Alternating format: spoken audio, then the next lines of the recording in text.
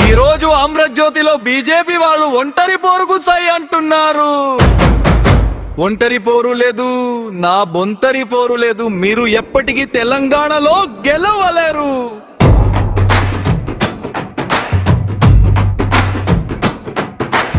ఇప్పుడు మీకు నేను పోటీ.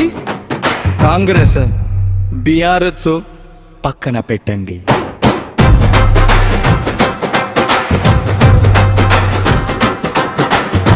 ఇప్పుడు మీకు నాకు యుద్ధం.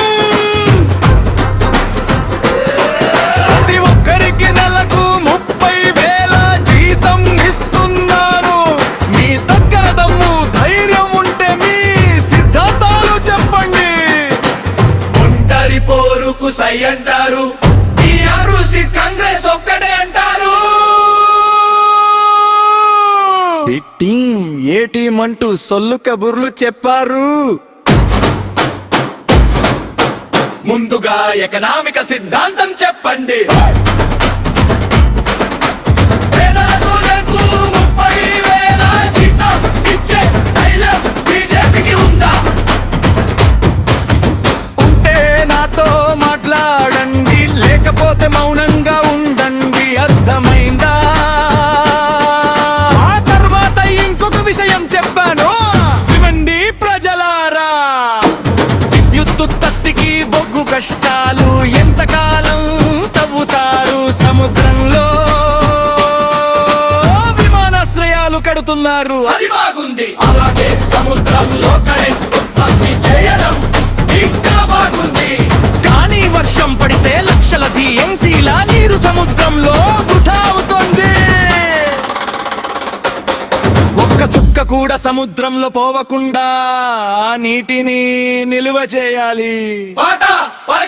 మీరు ఓటు వేస్తే రంగారెడ్డి జిల్లా నుంచి గద్వాల్ నుంచి ఆదిలాబాద్ వరకు అన్ని ప్రాంతాల్లో వాటర్ రిజర్వాయర్లు నిర్మిస్తాను.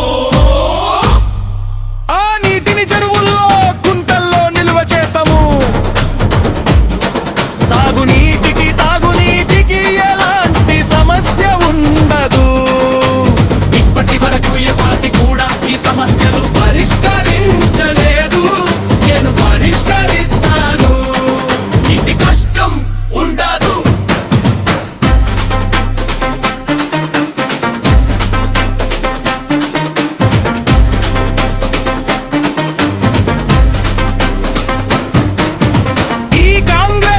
రైతు భరోసా అంటూ ఆశలు పెడుతుంది, కానీ కౌలు రైతుల పరిస్థితి ఏమిటి?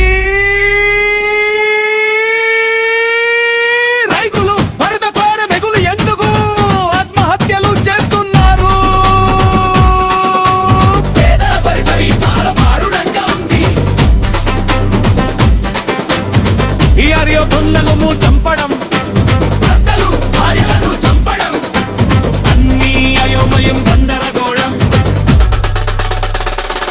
అందుకే ప్రజలారా,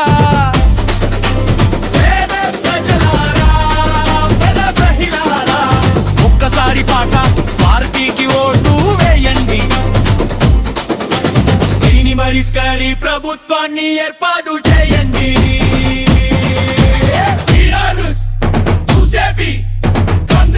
ఈ 3 పార్టీలను ఓడించండి. నేను చిత్తశుద్ధితో ఉన్నాను, మీకు సేవ చేస్తాను. నాది ఒకే ఒక సిద్ధాంతం.